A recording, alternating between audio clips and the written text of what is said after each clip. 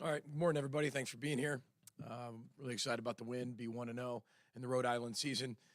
We're able to play a lot of guys. 71 participants actually got into that football game, which was well needed for our football team. As we go through the next, 10 games, we talked about how deep this team can be, but we needed a lot of guys to play. Our guys, did what they needed to do and found a way to be 1-0 in the Rhode Island season. So we told them from the beginning that we were going to play 60 minutes of football, period. And I thought they did that. From the start to the finish, there were 60 minutes of football, and that was the whole objective, and I thought our guys did a really good job of that. So we'll talk about next week's opponent here, I'm sure, in a little bit, but we'll open up for questions.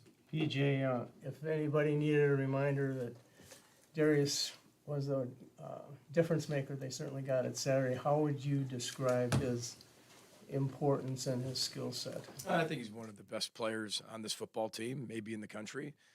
You're talking about importance to a certain team, how important is a player to their particular team. He's really important to our team, not only on the field but off the field. Type of person he is, the leader he is, how he's developing as a man. There's so many things that I love about Darius. But yeah, we've missed him. You can't sit there and say you don't miss your best players when they're not in there. We definitely missed him. I thought the guys did a good job supplementing that in game one. But you could just feel his presence and the things he can do on the offensive side of the ball and from the backfield, split out wide, his balance, the way he runs the football, what he can do with the ball in his hand. So, of course, he was missed game one, but that's football. He felt good. Medical staff, trainers gave him the ability to play in game two, and I thought he took advantage of that. What are some things you still want to learn about this football team before Big Ten play starts? Yeah, I think you're always learning. This is the old coach cliche, but I truly believe it. I think you're always learning. We'll be learning from game 10 to game 11 things about this football team. But, I think as we keep going forward, if you ask specifically, our offensive line, it kind of reminds me a little bit of the 2019 offensive line where we played a lot of different players. And I think you can see that. There's not going to be like, oh, there's some controversy in who's the fifth. We're going to play probably a lot of guys as the season goes through. And I think that might be what's best for this particular year, and that gives credit and says a lot about the development a lot of those other guys, the Ashton Beers and the Tony Nelsons and the Phillip Daniels and guys like that have come on strong. So I think you're going to see that where I think it wasn't until after the bye week of 19 that we actually kind of settled in of really 6 offensive linemen, and I think that's what we're doing. That's a good thing that we can be able to do that with so many guys. And I think that's one thing as we keep going forward, we're going to learn more about. The coaching point when it comes to the offensive line and the run game, I think you guys are averaging less than 3 yards a carry. What's the emphasis there? Well, I think they'll go to doing everything they can to stop the run. Everything they possibly can to stop the run. And there's a reason, we threw for 200, max at 271 yards. There's 9 guys in the box at a time, and there's 2 guys unblocked. You can block so many. I think also when you play an opener like you do against North Carolina, you were there. They have 8 guys that are all rotating in that are all 300 pounds and really good players. And I think those are 2 really good teams going at it. And I think this week they had to do it a little bit more with more bodies. And we were going to take what the defense gave us. And we can sit there and be stubborn and say, you know what you just said, whatever we're averaging, and we need that average to go up. Or we can do what it takes to win the football game, right? And so that's what I love about this football team is you guys like to use the word balance, but whatever you have to do to win the football game, we're developing on becoming good at. And I think that's what's fun about coaching this football team. It's not just a one-dimensional, it has to work. We want both to work. We want to be as balanced as possible. But really good teams find ways to win in different ways. And I think when you look at game 1 versus game 2, they were pretty different. Max's ability to spread the ball around to different receivers, was that part of the plan, or is that something he's doing on his own that's developing? Well, I think that's going to have to be, Randy, the key for us to have success. Is the ability to spread it around. I think we had, I forgot how many people actually touched the football, 12? Was it 12? I think 12 people, 12 pass catchers. And when you throw the ball 30 times, Max threw it 30 times, right? And you had 12 people catch the ball. I think that just answers the question that we have to be able to be that way. And I told you afterwards, we were joking around with Daniel. I said, Daniel, did you have a touchdown today? And, he smiled. And what my point of that is we're going to need other people to be involved in this, from the running back position to the wideout position, tight ends. For this to work the best it can work, everybody has to be reliable. the best form of ability is reliability and availability.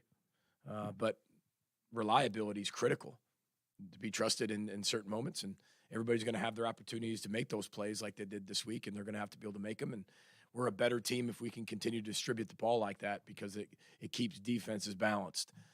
They're not able to take away one receiver and then it takes away your whole offense, or just take away the run game and now you have nothing to do. So, that you're not very good at. So we've got to be incredibly balanced, and this goes on to the defensive side when we talk about the versatility and the depth.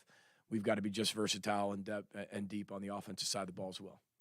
BJ, you talked after the game about takeaways being the difference from UNC to Rhode Island. Is there something that Heatherman's emphasizing or drilling more to kind of see that burst in production? Same drills, same emphasis.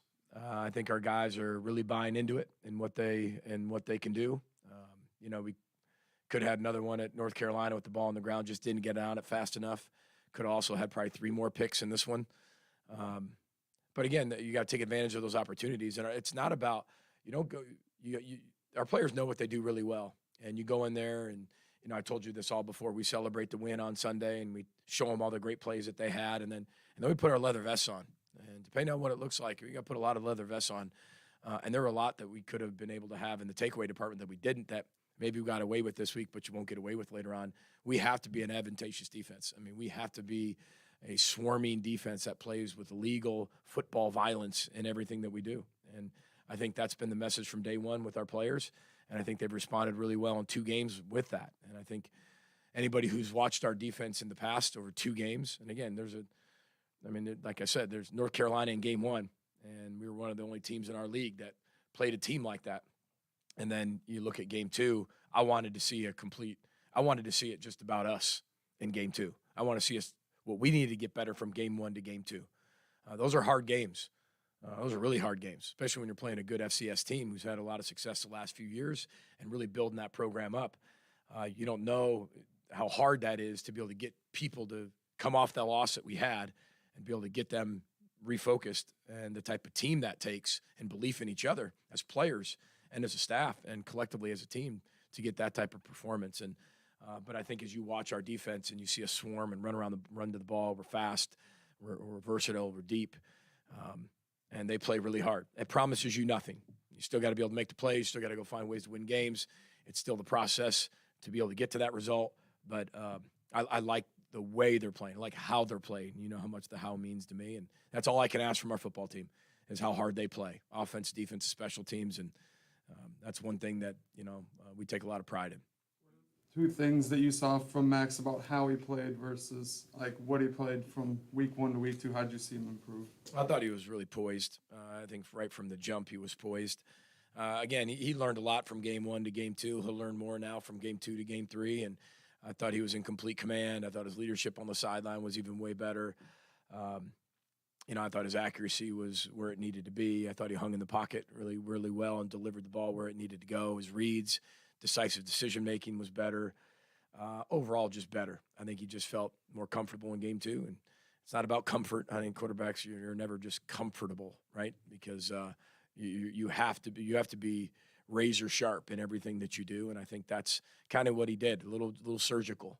It was just, it was precise. And that's what you want from your quarterback. What stands out early on about Nevada? Well, they're very unique. They're much, much, much improved from what they were last year.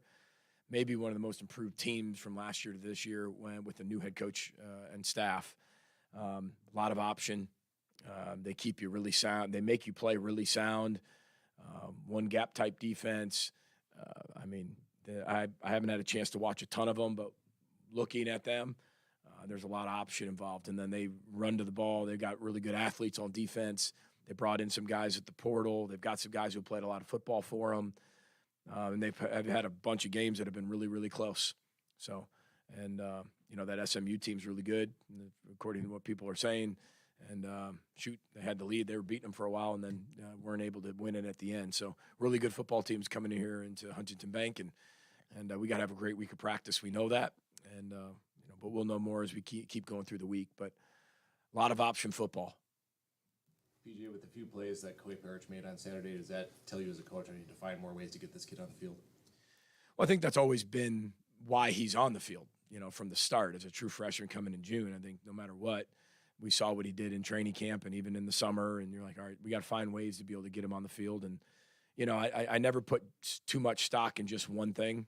I never have done that, or just one game. But I think we can all see from game one, and he's on the field and does some really good things, loves football, where he's supposed to be, when he's supposed to be there, makes some plays. Game two, makes some plays. And again, as you keep doing that, we'll continue to give you what one, you've earned, and then two, what helps the football team, and how much that is, that's TBD, to be determined. But I love seeing him on that football field. He's a football player. I never forget that he is a true freshman. He's a sponge. He loves to learn. He loves the game. So it's not like, oh, well, yeah, he's a freshman, I can only spoon feed him.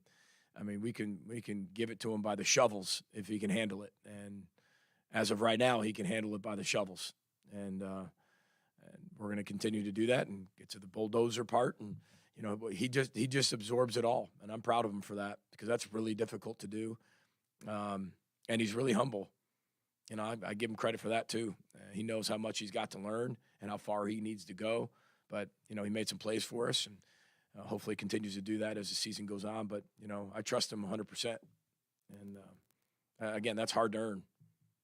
PJ, what do you think of Devin Eastern's performance on I thought he played one of his best games he's played since he's been here. And it's not about an opponent.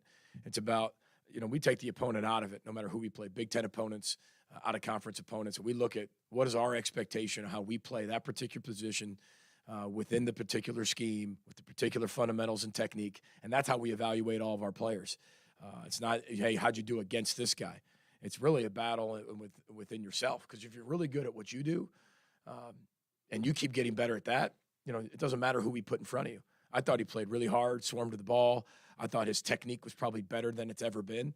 And I think that's one thing that's held Devin back just a tiny bit, he's always been ultra athletic and tough, but it's the technique that's got him at times. And I thought that he trusted his training and trusted his technique better than he probably has in the past. And hopefully he can take that next step and that next right step in his development, which I know that he can. What were the examples of the fertilizer that you talked about? You talked about it festering, and then you used fertilizer for how the North Carolina game in the run-up to Rhode Island. What were some examples of that? Well, I think that anytime you lose, right? Somebody asked me, one of you, like, what's harder, getting blown out or in a loss, or lose on a last-second field goal? I said they're all hard. I said they all feel pretty much the same. But it's what you do with that loss that I think is incredibly important for life and football. I've always believed that. We all have our own loss. Every day there's something that we lose or somebody that we lose. I happen to be coaching 117 young men that there's somebody in every single one of their families that's sick, that they lost almost on a daily basis. You're constantly dealing with loss. And then you play a game, which you might not win every single game. You're not going to do everything right. So the hardest thing to overcome is expectation of other people, and let alone the expectation of yourself. And the way that we put these expectations on these young people, it's so hard when they don't meet that. And then we tell them they don't meet that. You tell them they don't meet that.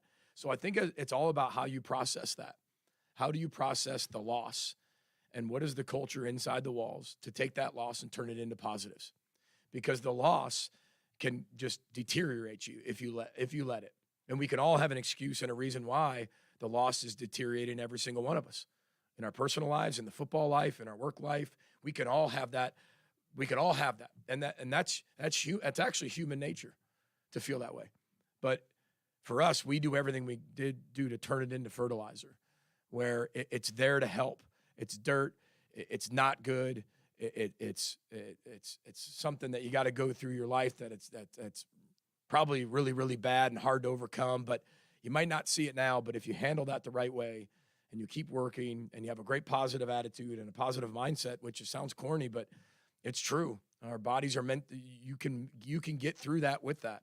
And I think that's why we talk about the fertilizer with our players. When you're coming off a loss like that, that's only going to make us a better football team. And I feel like that had made us a better football team. And I'm not saying it just in one game and a score and a performance and the opponent we played. I'm not talking about that. I'm talking about how hard they played from after that loss and then had to wait 10 days to play again. and how they came out and played, I think that shows the example of what that fertilizer was. When it wasn't mud, it was fertilizer. And you get to pick which one that is. You want it to be fertilizer, you want it to be mud. Because at the time, when that happens, it all looks the same. And one's going to help something grow, and one's going to just stay mud. So, I mean, I thought that's what our players did that week. PJ, with your coaching experience over the years, working with training people, medical staff, what have you learned maybe that is in a real positive direction as far as hamstrings and preventing them and then dealing with them when they occur?